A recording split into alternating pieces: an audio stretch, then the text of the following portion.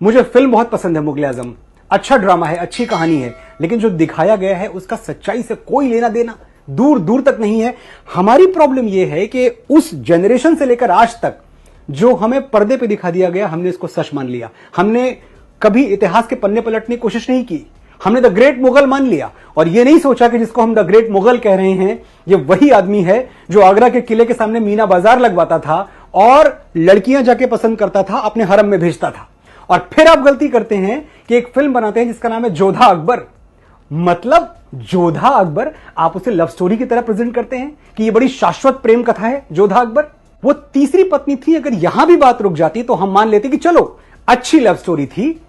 तीसरी पत्नी के साथ अकबर ने जिंदगी भर शादी का पवित्र बंधन निभा दिया।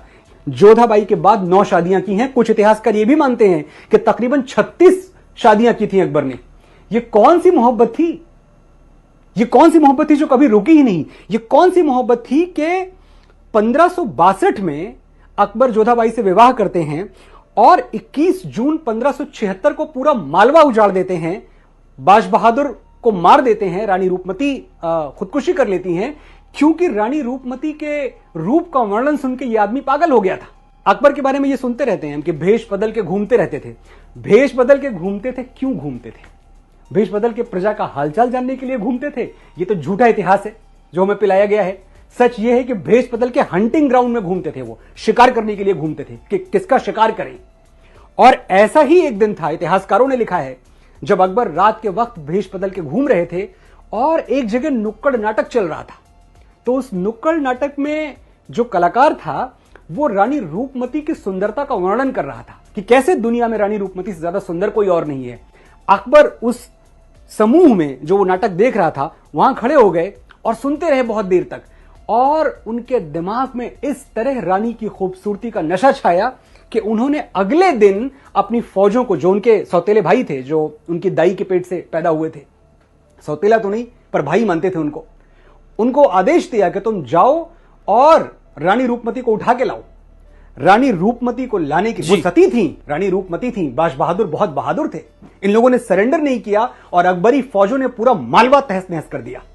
वो मालवा जो साहित्य का, संगीत का, लिटरेचर का, अदब का गढ़ था, जहां कोई बुराई ही नहीं थी। मैं ये कह दूं, अगर एक जो परफेक्ट स्टेट होता है, परफेक्ट ऑर्डर में स्टेट होता है, मालवा ऐसी जगह थी।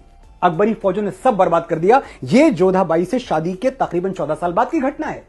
तो अकबर तो कहीं रुका ही नहीं, जब तक जिया अपनी हवस, अपनी वासना का पुजारी बना रहा।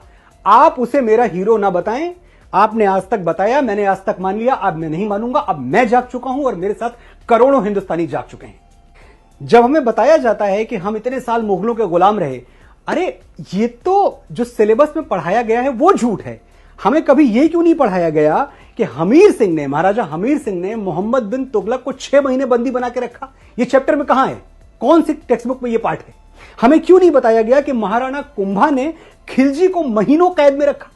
हमें क्यों नहीं बताया गया कि महाराणा सांगा ने दिल्ली के सुल्तान इब्राहिम लोदी को खटोली के युद्ध में पराजित किया और बुरी तरह पराजित किया?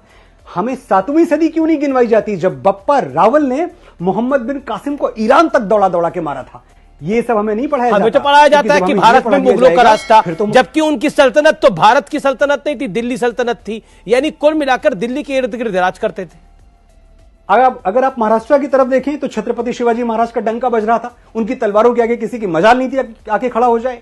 अगर आप साउथ की तरफ जाएं तो वहां की एम्पायर जो थी, जो वहां के राजा थे, वो बड़े मजबूत थे।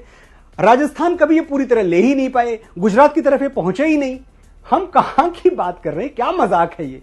कौन सी सल्तनत और कौन सा मुगल साम्राज्य? जब हम एक वर्ड यूज करते हैं ना, the Mughal of music, the Mughal of this, the Mughal of business, पहली बात तो ये सोच बदल दीजिए, क्योंकि ये सिर्फ भगोड़े थे और ये बाद में लुटेरे थे।